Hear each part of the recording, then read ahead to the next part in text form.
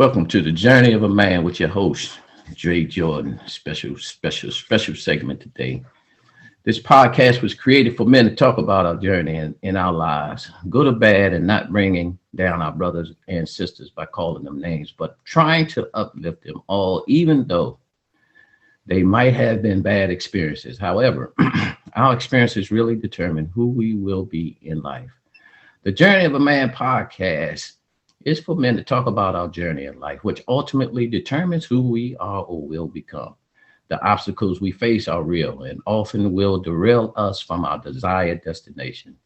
This podcast gives us a platform to express ourselves about the journey we have experienced, our upbringing, relationship, marriages, fatherhood, careers, finances, spirituality, divorce, co-parenting, hopefully bridging our support for one another while respecting and uplifting other men and women.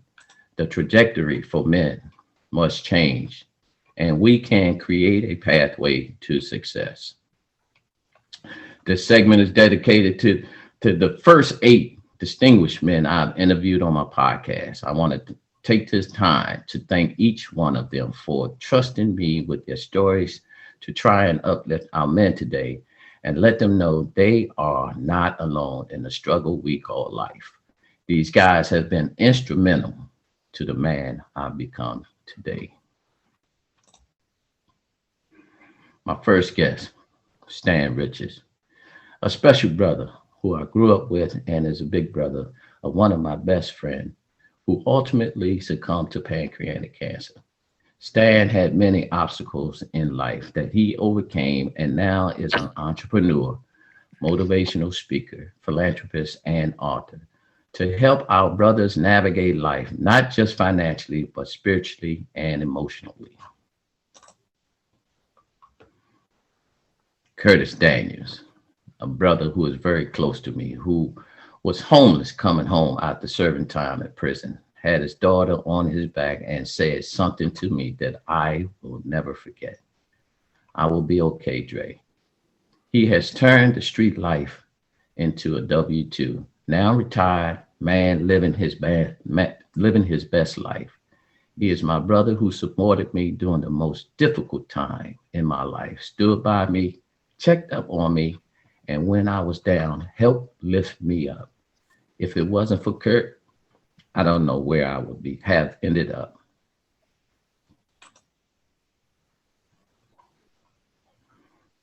Pastor David H.Y. Pastor Dave is a pastor at Shepherd Life Church of God, located in Ellicott City. As my wife and I were looking for a home church, she came upon a small church not far from the house and asked me to attend with her Sunday to see if I liked it. I must say, when I attended this church of about 20 parishioners, I was sold. This pastor was so transparent, friendly, and wasn't afraid to show his emotions. As he and I laugh about it now, saying, don't take it for granted to show your emotions as a sign of weakness.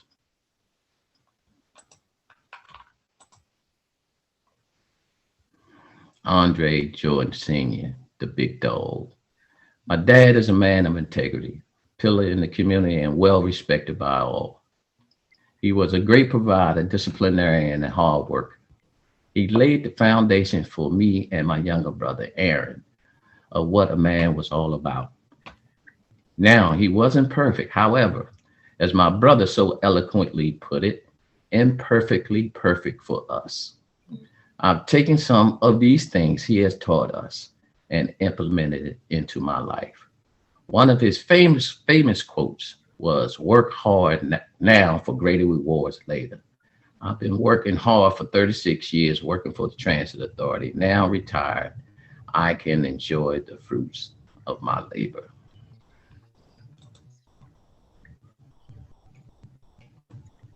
Bishop John S. Battle. My big brother grew up in Northeast DC, playing ball at Langley Park Gym and in high school. He came from humble beginnings, graduated from McKinley Tech High School, went on to play college ball at Rutgers University, drafted by the Atlanta Hawks, retired, and now a bishop spreading the word of God. JB never changed, even with the celebrity status he acquired during his life journey. I reached out to John for my podcast, and he did not hesitate to share his journey with my viewers.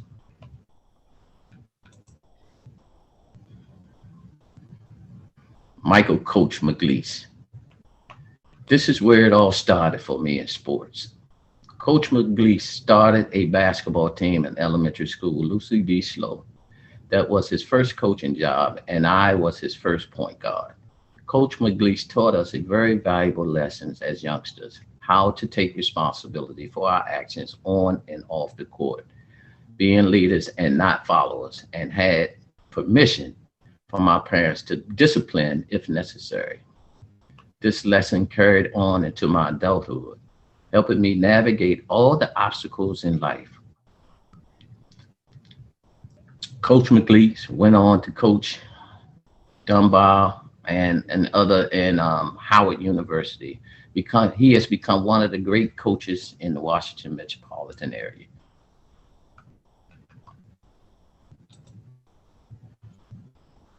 Andrew Lee, a brother I grew up with, who had major struggles that he ended up getting hooked on drugs he was selling. Now, an executive for Capitol Hill Business Improvement District, he is able to help other brothers and sisters recover from addiction and regain their dignity to provide for themselves and their families.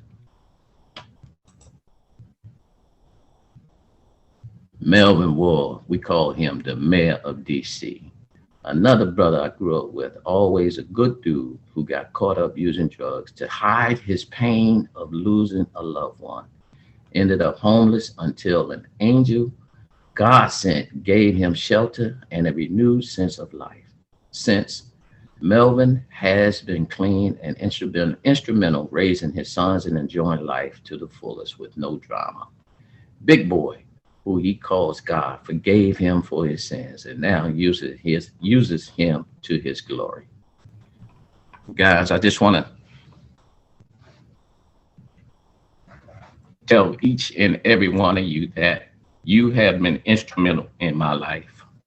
And I get emotional about it because we as men, we need that support from one another. We really do. We all have struggles. We all have obstacles that we have to overcome, and we don't have the answers.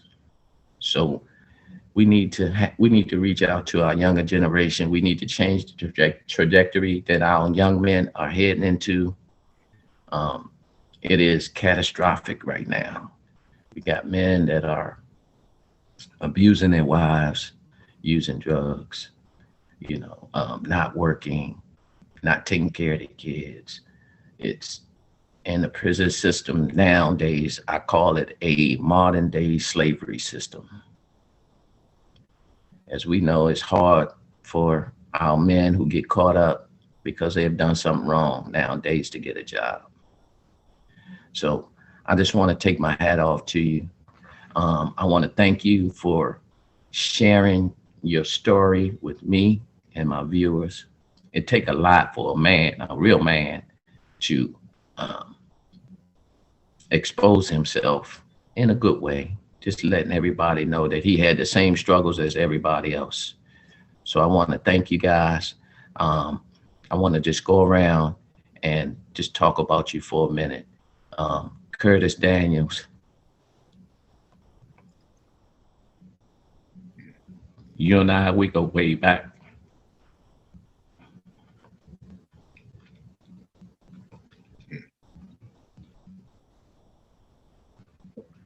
Don't get me crying on here, man.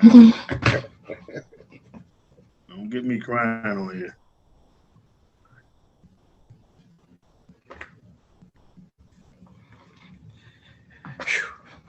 Just the struggles that you and I've been through.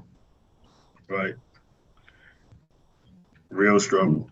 We've been there for each other. And I must say, you really do find out who your friends are when you go through a struggle. Right. When they call and check up on you, when they come see you, when they come take you out, they know you're struggling. I just want to thank you, bro, because If it wasn't for you, I don't know where I would be. I would have hurt somebody. I would have probably been in a mental hospital because I was going crazy. But you was able to keep me stable, have me laugh, um, keep Help me you out of grow. trouble. Yeah, Keep me kept out you of trouble. You would tell me who you want me to knock in the head. You don't have to do it. I'll do it. But growing. the struggle was real for me, and that was one of the trajectories in my life that you were able to help me navigate through. I just want to thank you, bro, and the things that you have done. Helping other young men out, even when you was working for the transit authority. How you've helped others promote themselves. Now, supervisors, superintendents, all because of the opportunity that you have given them. So I want to thank you, man. I want to thank you from the bottom of my heart for continuing to be my friend, for continuing to support me, to continue, um, just to reach out to see how I'm doing. And likewise for me, I've been there for you Right. um, during your roughest time, bro. And you dug real deep just to pull it out. Now look at you, Right. 2 homes, retired, um, just doing swell, grandchildren, married, beautiful wife, Monica. Just, Mhm. I just want to thank you, man. I just want to ask you, bro, what can we do, man, to just change the trajectory in life of these young men? I mean, you already doing it, but what can we do collectively as men? I think we really do need to get a group together and go around to these schools and just kind of pour some wisdom into these young kids and just let them know that they can be supported, you know, when they don't have their father in their life. Yeah. I So, think like you said, I think we have to go around, man, get a group and start going to these schools and sit down and talk to some of these young guys. Because some of these young guys, they don't see a way out. You know what I right, mean? When right. they're in hood, when they're around their buddies, you know what I mean? And you doing certain things, selling drugs, gang banging. I've been through all that. And Mm-hmm. eventually somebody gonna have to tell them, man, look, you ain't gotta do that to have the finer things in life. When Mm-hmm. I when I came home from prison, my nephew was in the street real heavy. And when I got with Metro, and I used to try to pull him out the street, pop him upside the head, put my foot in his tail.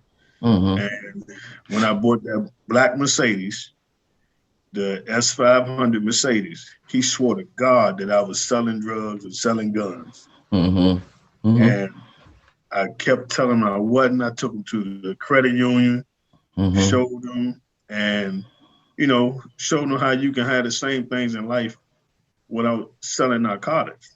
Mm-hmm. And now he's in Metro. He's been in there for 10 years now. He act like, he's a lead man on the evening shift, Mm-hmm. but he had to really actually see me from where I come from, and he knew my struggle and what I've been through. Mm-hmm. To okay, I can follow them footsteps. Mm-hmm. Most of these young guys, they don't have nobody to follow. Mm-hmm. You can't go in nobody school and talking to them about anything if you ain't been through nothing. Mm-hmm. You know what I'm saying? You grew Mm-hmm. up with both of your parents. You went to Harvard. You know what I mean? You grew up with a silver spoon. With these guys right here, they don't understand that. Mm-hmm. So you have to show an example like, man, look, like Mel, man, I was on drugs. You know what I'm saying? Mm-hmm. I sold dope. You know what I Mm-hmm. mean? But you can change and you can have it. And it's all basically it's all materialistic. They Mm-hmm. just want something. You know what I Mm-hmm. mean? And you can Mm-hmm. have the same things in life and have peace though, Right. while you having the same things. Right. So Abs- I think we need to get to them and let them see, okay, man, you did what? Yeah, I went to jail 4 or 5 times. Mm-hmm. You know what I mean? Yeah, I got Mm-hmm. shot at. Yeah, I shot at people. Mm-hmm. You know what I mean? If you want, you can see my paperwork. I'm gonna bring the paperwork to prove it to you. So Mm-hmm. you can sit down there and say, man, you doing what now? Retired and still working another job. Mm-hmm. but I got a wife, I got a daughter, and I took care of my daughter by myself with 2 full-time jobs. You Mm-hmm. can do it. It all depends, but they gotta have that hope that they can do it. Mm-hmm. Where they at Yeah. right now in that gutter, they can't see it. Right. That's Right. the only truth. They can't see it. When they go to school, all they do is see their buddies game banging and doing the Mm-hmm. same thing. I Yep. go around my old neighborhood now, and some guys still there. They stuck. Right. Right. And Same that's all corner. they need to do is see outside that neighborhood, man. I appreciate that, Curtis. Yeah, they just need to see outside their neighborhood, man. See the possibilities outside their surroundings, Right. you know. Yep. And it's one of the things when I grew up in Montana that that's what they couldn't see. You know, it was a few guys that I took outside of that mine. They was like, "What? They offer me what? Right. Huh? I can do this? Mhm. Oh, instead of seeing the you know the transaction of drugs or Mercedes Benz and Right. jewelry and instead of seeing that, I took them outside that realm, and they was like, wow, I can have a house like that. Yeah, you sure can. You work And you know hard what? for You know what, Andre? I used to go get my nephew and like 2 or 3 of his buddies. it. Mm-hmm. And I used to just take him down Ebbets Grill, Mm-hmm. downtown. They was Mm-hmm. amazed, like, man, what we doing here with all these white people? Man, Mm-hmm. relax. Mm-hmm. Your money green just like theirs. Right. Relax. You Right. know what I'm saying? So they have Right. to see that if they don't see it, if they don't see it, they can't believe it. Right. You know what I Right. mean? And they have to see it from somebody who already been through that struggle Mm-hmm. and been through that struggle and now have came through it. It's on the Mm-hmm. other side of it. You know what I'm Mm-hmm. saying? And can help somebody and can prevent somebody from Right, going through the struggles that you went through. No, I right. appreciate that, bro. No, that's a nugget that hopefully whoever listened to the podcast can take and learn from it for sure. Mm-hmm. Um, Next I have up Pastor David H. Y. Yes, sir. Pastor, you know, um, and the short story was we found your church, and I never really other than Father Fisher, my father, remember him, Father Fisher, right? Other than Father Fisher, wasn't really too many pastors or preachers that I connected with, right? Um, but I must say that when I came to Shepherd's Life, I was sold. Not just by your preaching, but by your personality. It was so genuine to not just me, but my wife. My wife came home and she said, Andre, you really got to come down. And granted, we've been to several churches while when we moved to Ellicott City, right? We've been to several churches. None really fit what we were trying to accomplish, right? We couldn't see it. So when she went to Shepherd's Life, she told me to come. I was a little hesitant because this was about the third or fourth church visiting. I was like, oh, another one, right? So when I came up, we opened the doors, man. I must say, after that first time, now what, going on 10 years, 11 years, Yeah. uh, being a member of Shepherd's Life Church of God, and how you have um, evolved my life spiritually. Now outwardly praying, because I used to be an inwardly praying, right? Prayer, should I say. Now outwardly prayer. Um, just want to thank you, man, for being such an inspiration, not just to me, but to my wife and my family. Now my wife is a assistant pastor at your church, and if I don't think if it wasn't for you encouraging her and being that spiritual part in her life, I don't think she would have ever done it. Mm. I don't think she would have ever done it. But I just want to thank you just for being part of our life, man, and continue supporting us. Um, and the prayer lines and the Bible studies, man, it does a lot for me. And I just want to thank you. As I fall short every day, one thing about me, I don't go around belt nobody with the Bible across their head, and you don't do the same either. Right? If the segment, if the conversation fits, then you open that door. That's Mm. one thing I appreciate about you, man. So I don't want to thank you. I want to tell you I love you, man. What do you think, Pastor, that we can do to change the trajectory of our men? Because it even comes down to our young men open the door, pulling out the chair for our young queens.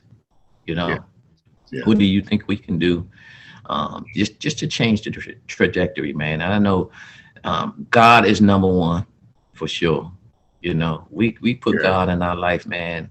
He seemed to navigate us through thick and thin. So what do you think, Pastor? Yeah. Well, first of all, Deacon Drake, I just want to thank you for this opportunity to be on this Zoom and what you mean to me and your precious wife and your family. It's truly has been a joy that you guys have a tender shepherd's life. And I hear I've listened to Curtis what he was saying, and we're getting a group of men just going back into the schools and just being real. And sometimes as a pastor or ministers, we can get in the pulpit and it's like we stop being real. Mm, You know, mm, we're not as transparent as we should be.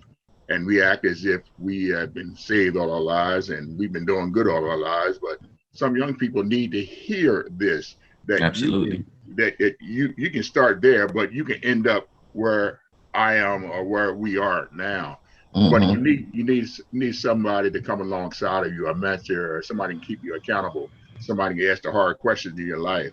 And Mm-hmm. and I believe that's what we need. And you said something that I don't take the Bible and beat it over your head. No, I'm a person. I'm coming alongside of you.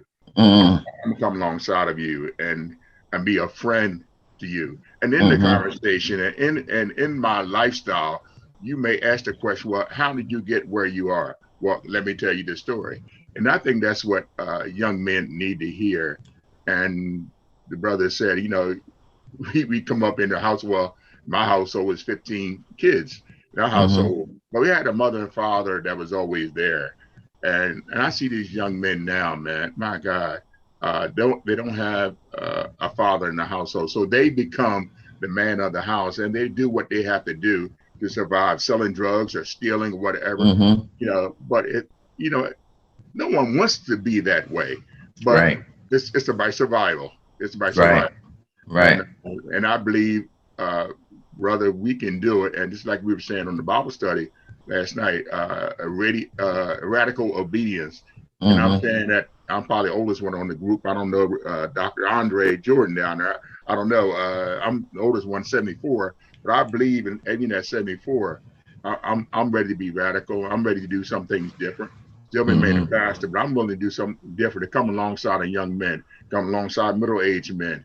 And Mm-hmm. and sometimes in the Christian world, men don't talk about real situations. You know, they rather say, "Well, I'm highly favored of the Lord," and running on Mm-hmm. what it's going to be. Now, brother, in the meanwhile, while you're running on to see what the end's going to be, what is really happening in your life? And Right. I think that's what we need.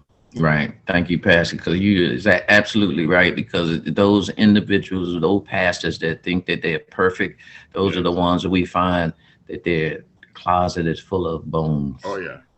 Yes. Those are exactly the ones, and it's unfortunate, but it got to start from somewhere. It That's really right. does. That's right. Got to start from somewhere. So, Pastor, I just want to thank you, man, just for being part of my life Yes. and just just helping others out. I forgot to mention that you're so generous with everything that you do. You can have a penny left if someone needed it. They have it, Amen. and you get a shirt off your back. And I've seen it, and I've seen you move. It inspires me, and I just want to thank you, man. Just You're thank welcome, you. brother. Thank you. Stan Richards. Hey, Dad, you gonna last for a minute? Cause you want me to take you first? Look, Dad over there. Yeah, I'm good. Drake. Go ahead. Look, you know, Stan has a busy schedule. I know. Yeah, I'm gonna go ahead to Stan real quick. Dad, I wanted to leave you for last, man. Just hold on, man. Put them two picks in your eyelids, would you? Stan Richards, man. I just want to, God, we go so far back. We go way back. Stan and I kind of grew up together, man. His mom wouldn't let too many people in their house. I was one of the few young boys that could walk straight into their home. Took me in as her son. Stan and I, Stan has never changed. This guy, man, still today keep me rolling, Dad. He just, He just has a personality. He's a rich man, but that money and fame and all the things that he is doing does not change this guy personality. I just want to thank him, man. He was one of my first interviews. I called him specifically because he and I have such a great relationship. And I knew that our interview was going to go smooth. So Stan, I just want to thank you. I want to thank you for being the brother that you are. I want to thank you, man, for giving back to the communities that we grew up in. You know, continue to be a blessing to others, help mentoring young men. I just want to thank you, man. I want to thank you for being my brother. Of course, Stan is the oldest brother of one of my best friends who passed away from pancreatic cancer. And Tim Richards, I want to give him a shout out for sure. But when he passed, he took part of me with him. Was a good dude. We were friends for 35 years at the time. And you know, the loss of his mother, the loss of his sister, it's nothing but God that really sustains him. Which he has God on his side for sure. So Stan, I just want to thank you, brother, for being the brother that you are. Continue to support me, man, and all the things that you do. Stan used to throw the most outstanding parties, Black Man Coalition. And I'm gonna tell you, we used to go there. Kurt remember, Andrew remember, my daddy remember that. You know, he'd be in there still partying.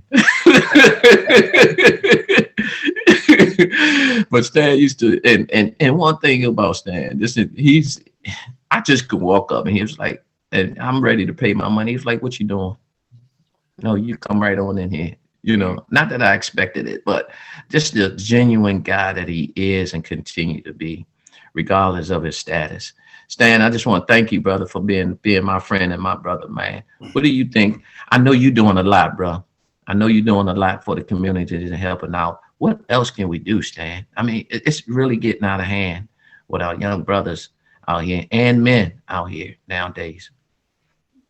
Yeah, hey, Dre, can you hear me? Yep. Hey, listen, man. First of all, I just want to acknowledge you for having the courage to put together this platform and your obedience, man, because you know it was in your spirit to do this, and it's much needed to bring powerful brothers, man. Chose me to be a part of the platform, and I want to just give it back out to you and all of the rest of the guys, mainly your dad, man. You know, he don't know this, but I looked up to him as my father, and he was the father that I always wanted in my life. He was just the coolest guy, and you know, the coolest professional, and he was the guy that I looked up to be, you know, coming out of the hoods of Brentwood. You know, was your father, man. So Big Dre is just, I mean, I love this guy like he's my own dad, man. I looked up to him for many years. But Dre, one of the things I'll share is, Sharice and I started our nonprofit 10 years ago, the Richards Group Foundation. Correct. And our motto is we learn, we earn, and we return. And we've made a lifelong commitment to Brentwood because that's where we grew up. And next week, I'm going to be doing our annual bike drive over there with the kids. And today, Dre, if you look at my Facebook page, I was blessed to meet with one of the kids that was in my program. And I hadn't seen him in 7 years, and he was a little knucklehead.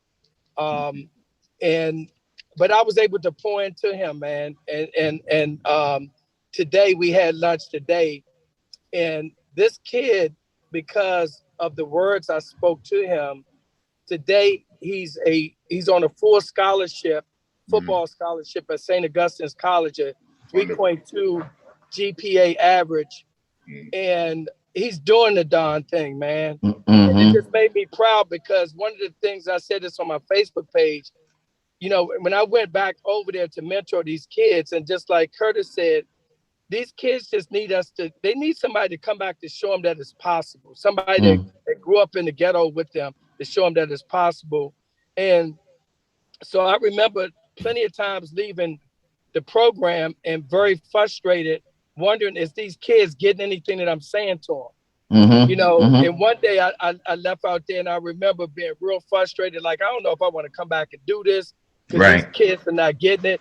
And, you know, God said to me, he said, you know, I didn't send you over here to save these kids. I sent you over here to inspire these kids. And that changed my life, man. And then 7 years later, when I see that this kid is doing what he's doing, it's better than any Bentley or BMW or any steak that we could ever eat, because, you know, I have impacted this kid's life forever. And now we've reconnected, and now I'm going to continue to pour into him. So I think that it's, you know, it's our duty, you know, to go back, you know, once God has delivered us, it's our duty to go back and to give back to our community. It's not the government's obligation. It's our duty, you know?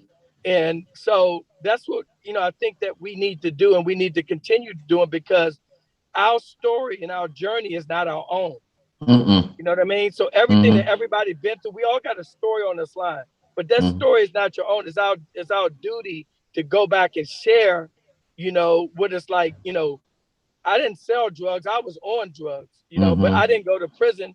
You know, Curtis went to prison. You know what I mean? So we all got different stories, but these kids can benefit from our stories, and it's our duty to just go back and share with them, because at the end of the day, Dre, all they want to know is it really possible? So when we go back and spend that time with them and say, look, bro, let me show you that you can live in abundance without selling drugs, without being slick. You know, so that's the nugget I'll leave, man. And again, man, kudos to you, man. I love you for what you're doing, and just keep up the great work, bro. Man, I thank you, man. One of the things that really resonated with me, Stan, during our interview was you had said breaking through the terror barrier, right? We all have them, right? We all have terror barriers. Should I take that job? No, I don't want to take that job. Should I do this? No, I don't want to do that. But once we break through, we find out on the other side, it's okay, right? So, no, I just want to thank you, man. I want to thank you, bro. Continue success, man. And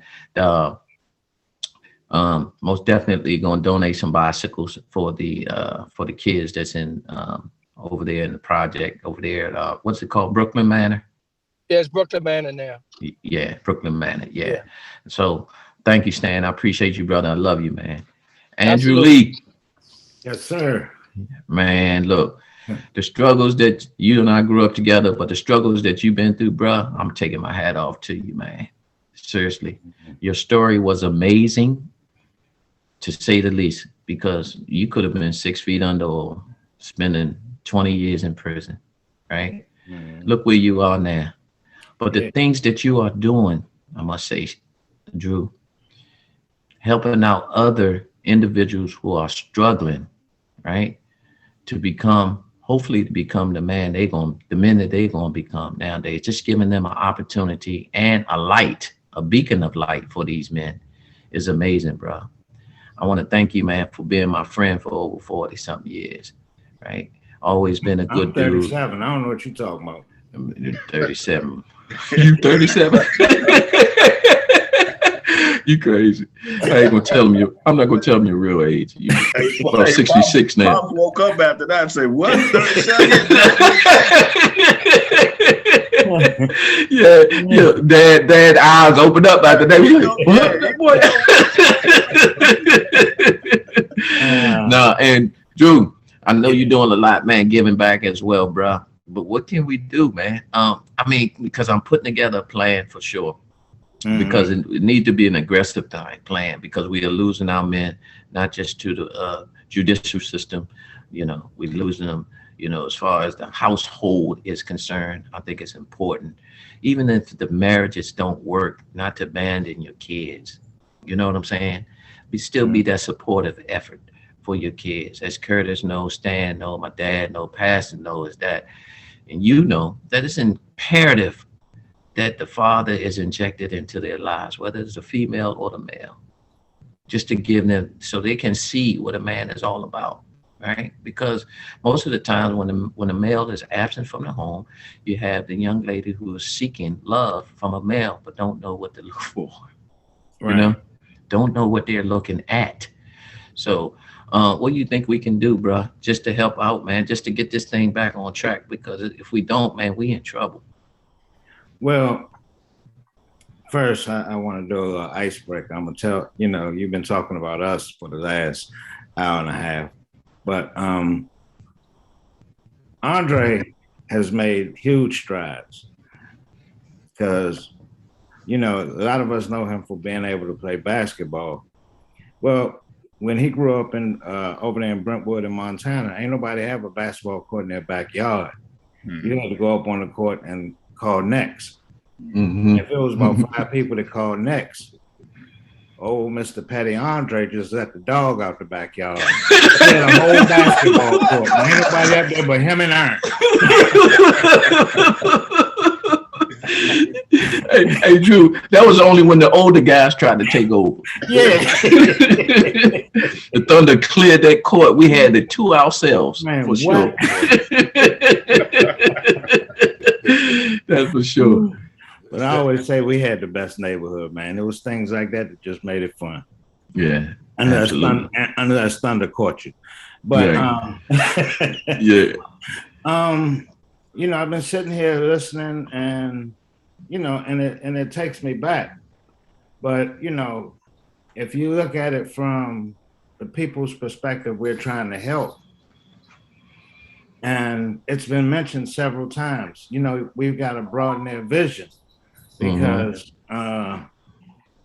what's happening is all they see is what's directly beside them, or, who you going to talk to? Somebody who's just as screwed up as you, so we've got to find a way to reach them on that level to say, look, there is a way out. You know what I mean? And another thing I wanted to look at, I know we were talking about the schools, but going into, well, not so much as the prisons, but like DC jail, PG County jail, because these are people that will be back on the streets in 18 to 24 months. Right. And one way to get these, and the majority of them have kids that they're not supporting. One way to get them is to start supporting their kids and being a father to their children is to stop the criminal recidivism.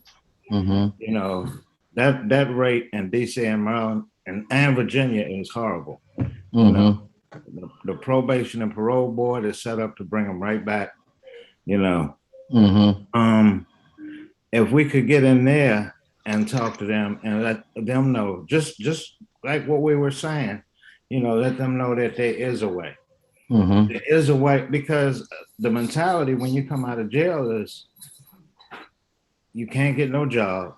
You might try for a month or two, do what the parole officer says, but after that, you got to do you. Yeah, you're gonna get tired. You're gonna fall back. Yeah, and we got to find a way to break that, that revolving door. Absolutely. It's very vicious. Absolutely.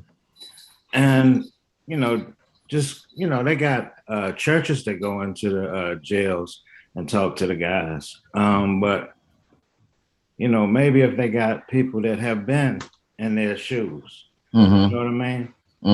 Literally in some of them shower shoes, can tell them, look, there is a way out. You know what I mean?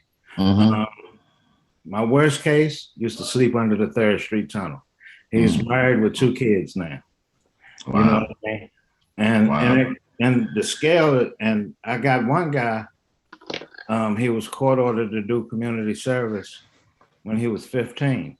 And the only way he got out was they messed up on, he was supposed to have juvenile life. But he's been with me since he was 15. He's 35 now. Wow. And I just made him a manager. Wow. So that's what's up, Drew. Yeah. Wow. and you know, I can pull him in because he can really reach some of these younger guys because he's still, you know, he still knows that type of lifestyle. Well, not that lifestyle, but he knows the lingo, if you will. You know, where they understand that, well, dang, he's still young. He did it. You know what I mean? He's raising his kids. He's been father to his children. You know? So I think, you know, and it's all done in baby steps. Yeah. Ain't gonna fix it overnight. This has been going on since the 70s. Well, look, yeah, if we reach one, we're doing our job. Right. And I'm saying to myself, it's the effort that counts. It really is. The reason why I have so many different aspects of life on this podcast is because I want everybody to see is that, yes, we have professionals. Yes, we have pastors. Yes, we had people who go. Yep, we had people who were struggling with drugs. Yep, we had. These are the different trajectories in our life that it really does determine who we are or will become. Right. Obviously, you guys could have gone left and continued to do drugs, or continue to sell drugs, or continue to abuse, or whatever the case. You could have done that, but look at the success of you guys. Why? Because you decided not to do it. Secondly, all of us leaned on that cross, right? We ain't gonna do nothing without that cross in our life. So, but yes, Drew, that's an outstanding point, man. We need to get into the systems too, right? Because that's when they really lose hope. Yeah, I mean, some of them wake up, but then when they come back out, it's back at it again. You know, no resources, nothing. Yep. So thank you, bro. Look, we're gonna do our due diligence on our end for sure, and I'm gonna continue to reach out to you because you know, this is this door has been open for me. It's been on my heart. I see our young men struggling, just, you know, sagging pants and don't know how to escort a woman. Like Curtis said, don't even know how to put a woman on the inside of them when they walking. You know, don't know how to open the door. Just it's awful. It's painful to me to see that. So thank you, Drew. I thank you, brother, for being my friend, man, and continued success, man, helping out others, man, get back on that path, brother. Big dog, you still up? Yes, sir. Look, I see. Look, hey, Dad, the big dog. I'm thinking, you did his stand. You know, you reached so many young men in the hood where we grew up. Initially, I couldn't understand it. Right? I was like, "Where's my dad? What? He always over there mentoring somebody else. Well, I need him over here." I was very selfish as a young man, right? Not knowing what impact you were having on other young kids in our neighborhood. Even though I was well taken care of, even though you were in my life, I was selfish. But now I see, because here you have a guy over here and you was his father. He considered you his dad. But that's just not the only story, because I hear so many different stories about my dad. Not only were you a pillar in the community, but you were a guy that everybody can talk to. I just want to thank you for being there in my life and my siblings' life, raising us, taking us to church every day, you know, installing God in our life. Now look at me. You know, I'm not perfect by no stretch of the imagination, but I know who's the head of my life. I do recognize that. And I fall on that cross each and every time I struggle, in addition to picking up the phone and calling my friends who I know who support me. But thank you, Dad. I want to thank you, man, for just being, you know, my father and being a father figure for all the other young men in the community. And I know that you continue to go back and try to help others out. You donate a lot to charitable causes, and you're always available to listen, to talk to other men about whatever problem they might have. So I just want to thank you for first being my father, but for being the man that you are, and how you set the tone for me and my younger brother, Aaron. So I want to thank you. Dad, what can we do other than, see, my dad is this type, right? My dad cure for everything is what, Dad? What's your cure? Corn whiskey. Yeah, there you go. There you go. My dad said, Blessed by the archbishop. Blessed by the holy woman. Right. Yeah. So, Dad, what do you think, man? What do you think we can do, Dad, just for, just trying to help our younger men out nowadays who are struggling, in addition to all the other suggestions that we had? Ray, I have considered some of the comments and recommendations and considerations that you all have made. And I've reflected on my growing up. When I grew up, there was a vast network of institutions and people. Number one, your neighbors. The instant correction. Just as I told Mike that he could definitely and instantly discipline any of you all if it was necessary. All the neighbors, I mean, it was a community, it was the village. It was the original village when we were growing up. Everybody. I think that's the difference. Get you out of your neighborhood, Yep. See? And then, of course, the teachers were allowed to discipline. Even, I guess it was maybe you were going to Taft, and I was going down the hall to meet with Beanie Howe. Maybe it was Aaron. And I heard this young fella in there cursing this person out. And I looked in there and saw it was one of the kids in the village. And I reached through the door because he was in class. And I looked to saw the young ladies, and I reached through and snatched him through the double doors. And I told him, said, boy, I'm going to tell you, it might have been one of the Reed boys. And I said, and because that's one thing we got along. Right. And, so I look back and said, now you go back in there and apologize to that young lady, and you sit your butt down there and learn. Went back to class, he was cussing out the teacher. See, those type of things evolved when they took the discipline, or the ability of the teachers to discipline, the child, and the neighbors, Dad.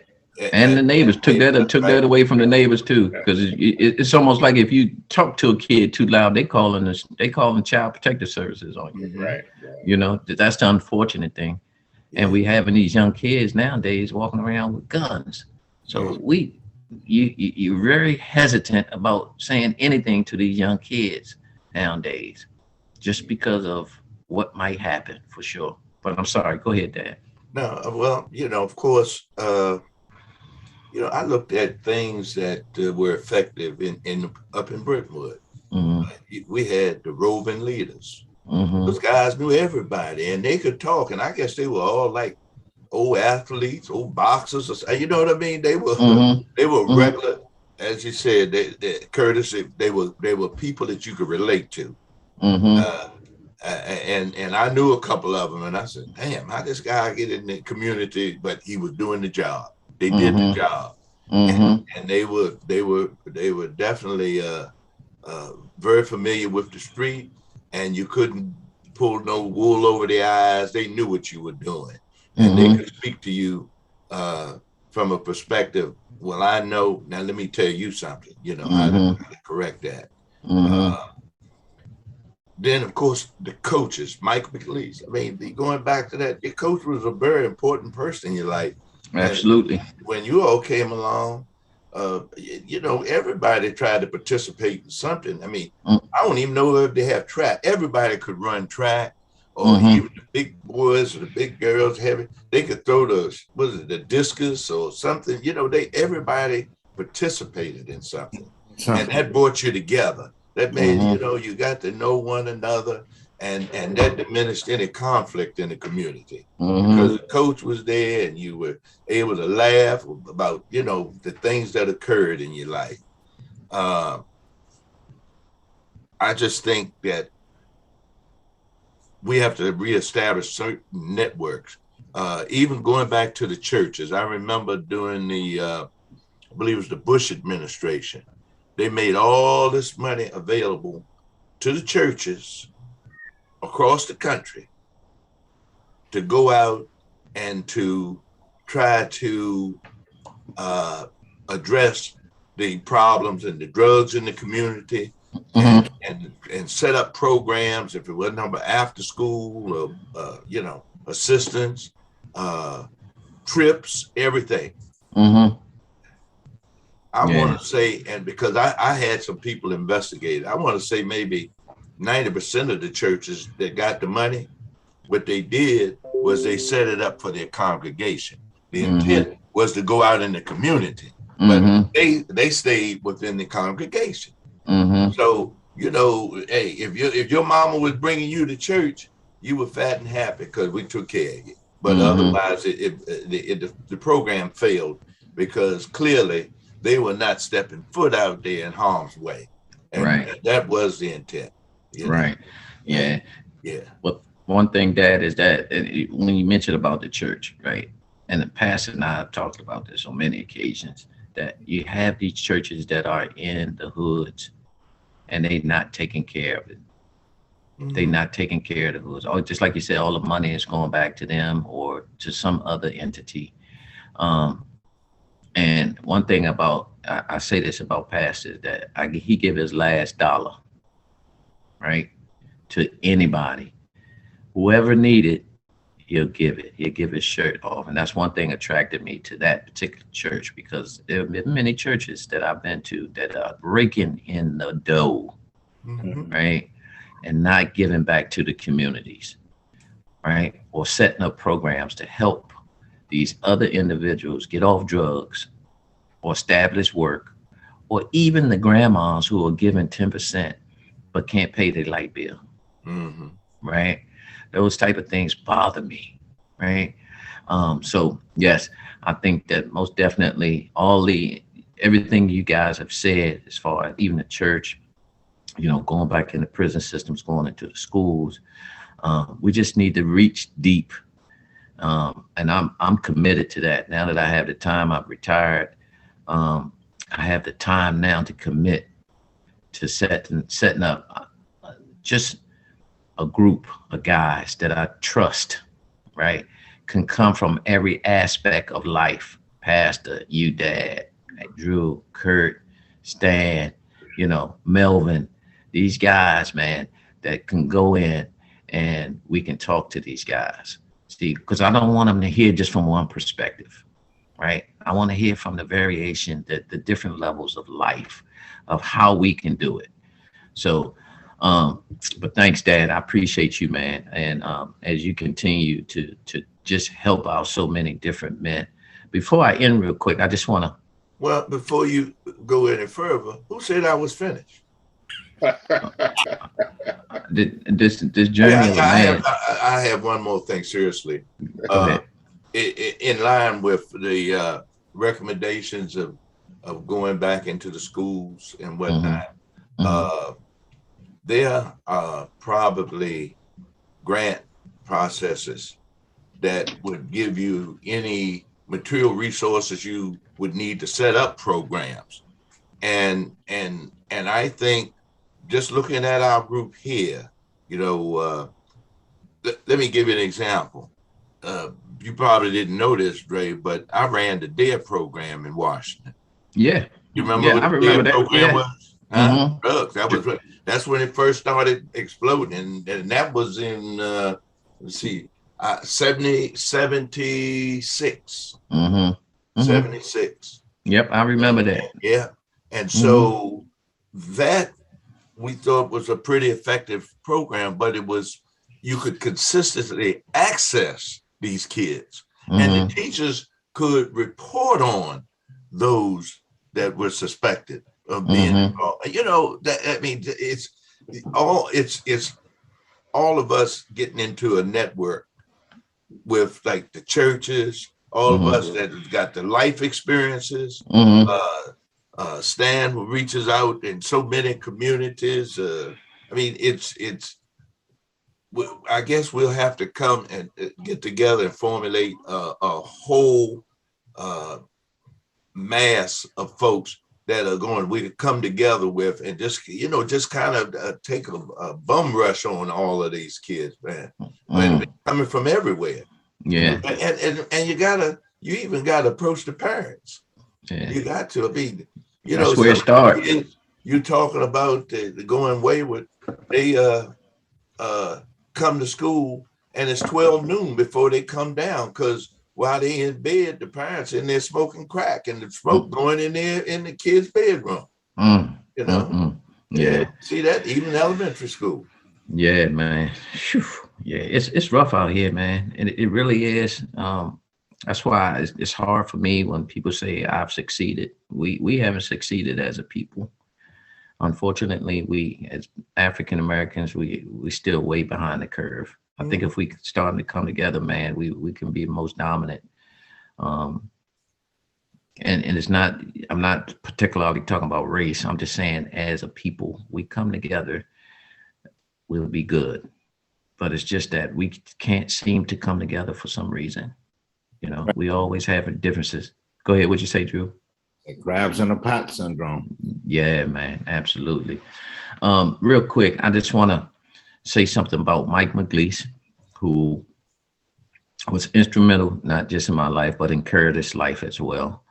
You know, navigated us, you know, through sports, taught us how to be respectful, taught us how to be leaders in our life. Unfortunately, he couldn't join us.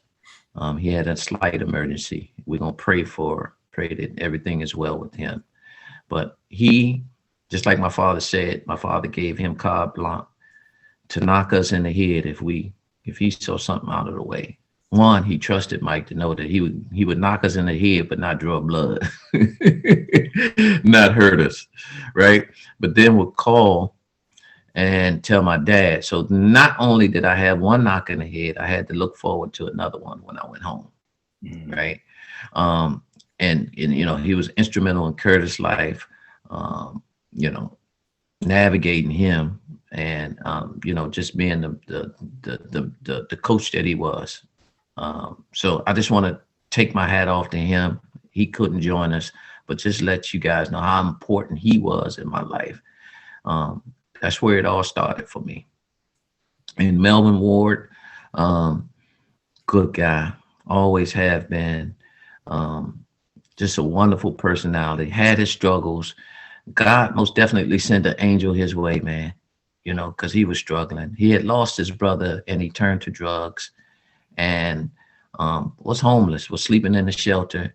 And this woman came to him and gave him an opportunity. He recovered and now he is living, I must say, he is living his best life. So I just want to thank him for joining us and sharing his struggles as well.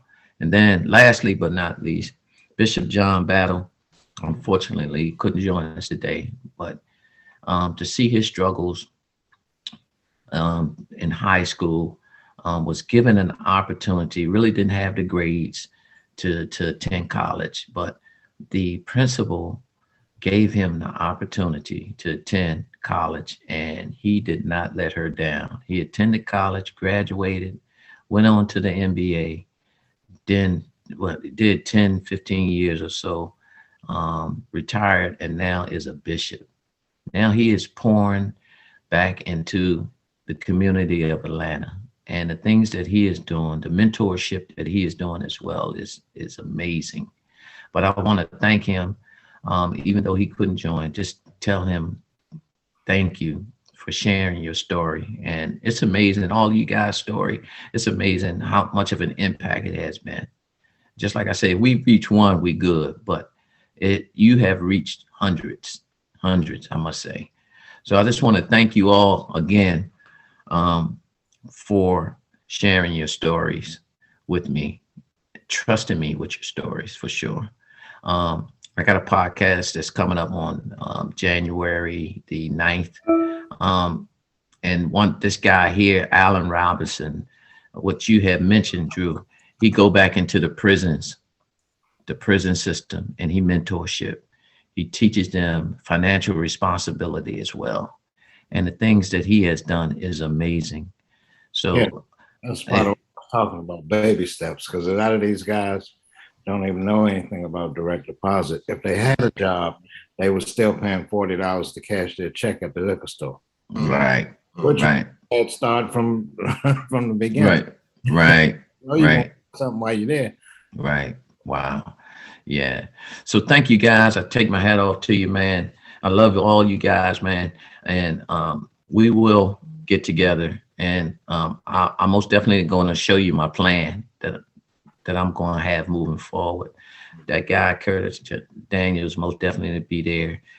Drew will be there. I know my dad and Pastor, if I call, will be there, because not only do they need to hear from us in the real world, but they need to hear the spiritual world as well, right? That'd be a perfect door for us, because if they don't have God in their life, then Pastor most definitely will draw them to it for sure.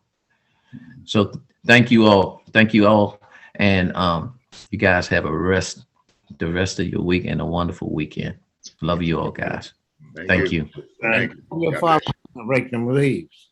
I got